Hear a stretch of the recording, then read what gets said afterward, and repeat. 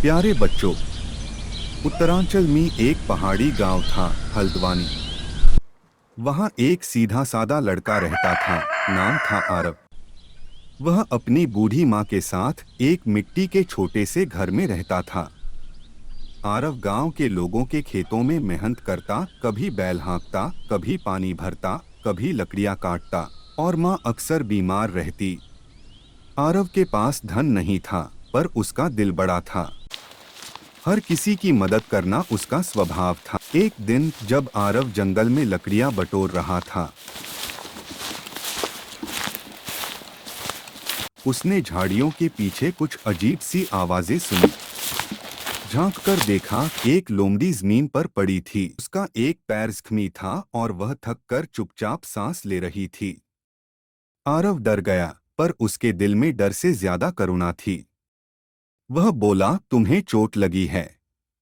रुको, मैं कुछ करता हूँ। उसने अपने कपड़े का टुकड़ा फाड़कर पट्टी बनाई, पास के झरने से पानी लाया और लोमड़ी को पिलाया। अपनी थैली से आखिरी सूखी रोटी निकाली और उसे खिला दी। लोमड़ी ने धीमे से आंखें खोली। अब वह पहले जैसी दुर्बल नहीं लग रही थी। उसकी आंखें चमक रही थीं। यह ले 3 बीज।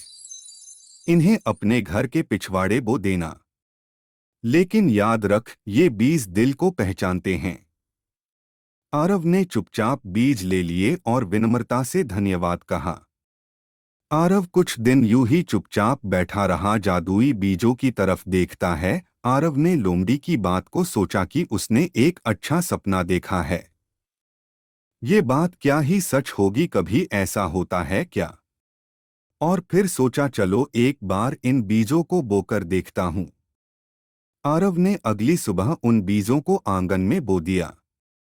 वह कुछ विशेष की अपेक्षा नहीं कर रहा था। 3 दिन तक उसने हर सुबह पानी दिया। तीसरे दिन सूरज उगते ही जमीन में हलचल हुई और वहां 3 विशाल सुनहरे रंग के कद्दू उग आए। गांव भर में यह खबर फैल गई।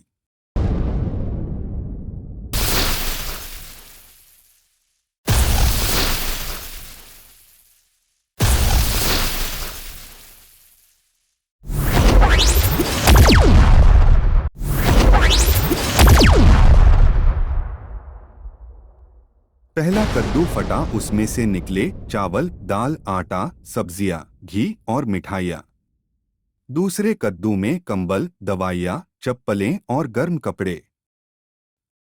तीसरे कद्दू में सोने और चांदी के सिक्कों का ढेर। आरव अवाक था। गांव में एक व्यापारी रहता था, रघु। वह बहुत लालची था और केवल अपना लाभ देखता था। जब उसने आरव के कद्दूओं की बात सुनी तो ईर्ष्या में जल उठा।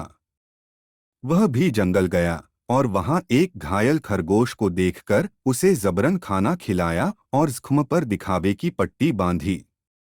फिर उसने आसमान की ओर देखकर बोला, अब मुझे भी बीज दो। मैं भी नेक हूं। वह मुस्कराया जब झाड़ियों से 3 बीज निकले। रघु ने वही बीज अपने बगीचे में बोए। 3 दिन बाद 3 कद्दू उग आए। लेकिन जब उसने पहला कद्दू खोला, उसमें से निकले काले पत्थर। दूसरे में मकड़ियाँ, धूल और बदबू। देखकर रघु डर गया और इधर-उधर देखने लगा और सोचने लगा, मेरे साथ ऐसा क्यों हो रहा है। तीसरे में भयानक कई सारे सांप। तभी आसमान से आवाज आई, तू अपने स्वार्थ का ही दास है, तुझे सिर्फ डर और सजा मिलेगी। रघु बेहोश हो गया। जब वह उठा तो सब कद्दू गायब थे।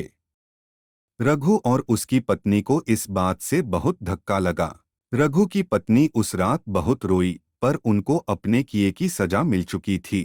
कई लोग सोचते कि वे पहले खुद खा लेते, पहन लेते, गहने रखते।